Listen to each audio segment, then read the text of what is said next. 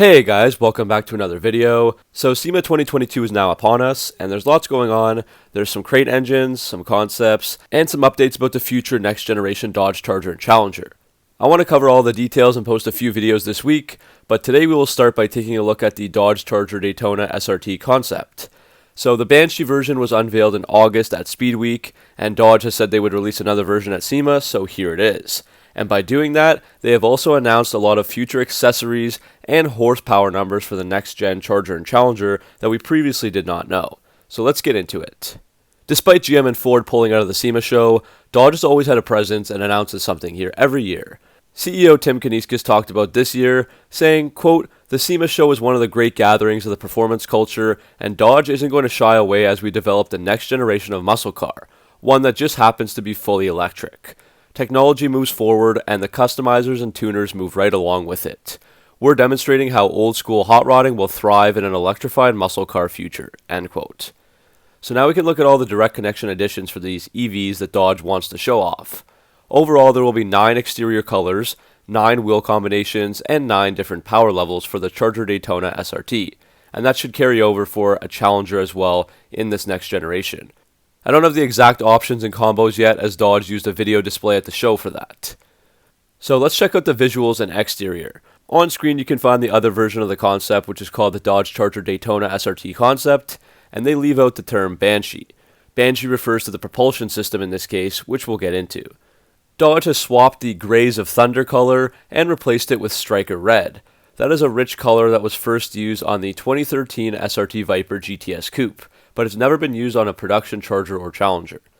Dodge also added a new set of 18-inch lightweight carbon fiber wheels. These feature center locks with aluminum center sections and titanium bolts.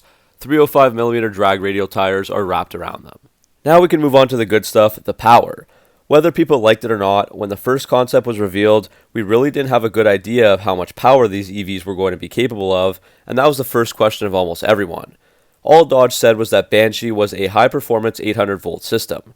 Dodge still isn't ready to tell us how much power the Banshee has, unfortunately, but we do have numbers for the rest of the lineup and the direct connection E-stage output numbers as well. So the next-gen Dodge Charger and Challenger get a 400-volt system, which is standard, and from the factory there will be 2 outlets of power. The entry-level model is called the 340, as it has 340 kilowatts, and that will have 455 horsepower stock. So that means the entry-level versions will have more power than the current RT models and be just under the current 392 models. The mid-range output cars are 440s thanks to 440 kilowatts, and that jumps up to 590 horsepower from the factory, so way over a 392. Both the 340 and 440 have E-Stage 1 and 2 upgrades from direct connection. So the base models go from 455 horsepower to 495 horsepower all the way to 535 horsepower when at E-Stage 2. The mid-range car started at 590 and goes up to 630 at Stage 1 and 670 at Stage 2. To unlock this extra power, customers can download and install an over-the-air software update through a Dodge Power Broker dealer. This can be done before the delivery or at any time throughout the life and ownership of the vehicle. To authenticate these upgrades, the customers will receive a crystal key that plugs into the dash. Obviously, that's a lot more power than the current lineup has, with the V6, the 5.7, and the 392, so basically almost every one of these next-gen stock cars will have more power than the models right now, aside from the Hellcats. Now for the top models, they jump up to the 800-volt Banshee as we talked about, and those will have their own E-Stage 1 and E-Stage 2 as well to add more power.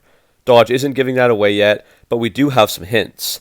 Maserati has introduced their 2023 Gran Turismo, and with it a convertible called the Gran Cabrio. The top model, called the Folgore, also uses 800-volt technology, and that has 3 powerful 300-kilowatt motors. The battery is able to continuously transmit 760 horsepower to the wheels. So I believe the Charger and Challenger top models will thus come standard with around 760 horsepower, as it's already in the Maserati, and that figure puts it above the regular Hellcat and close to the Red Eye, and it likely has increased performance with an all-wheel drive system. Of course, Dodge wants to beat the Red Eye and beat the Demon and always one-up themselves, so with the E-Stage upgrades, we could see around 850 or more horsepower. The last thing to talk about regarding this concept is the patent-pending Fratsonic chambered exhaust. Dodge is currently surveying impressions regarding the tuning and sound of the world's first BEV exhaust system. So it looks like Dodge is getting public perception because when it was revealed, it got quite a bit of hate as it doesn't sound very good at all. It actually sounds awful. So it seems like Dodge is aware of that and trying to improve it, and basically see if they should actually include it in the vehicle or not when it comes out to production.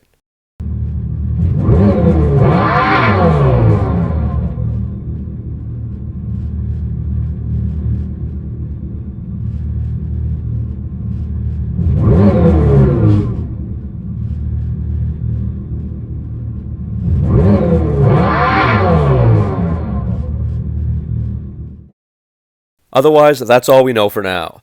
It seems that Dodge is fully committed to going down this electric route and changing the perception of what a muscle car can be, as we see through this Charger Daytona SRT. We will see what the future holds. Yeah. We just went all electric. Guilty as charged. So that's it for this video. Thanks for watching, and what do you think of these updates? Let me know down in the comment section below.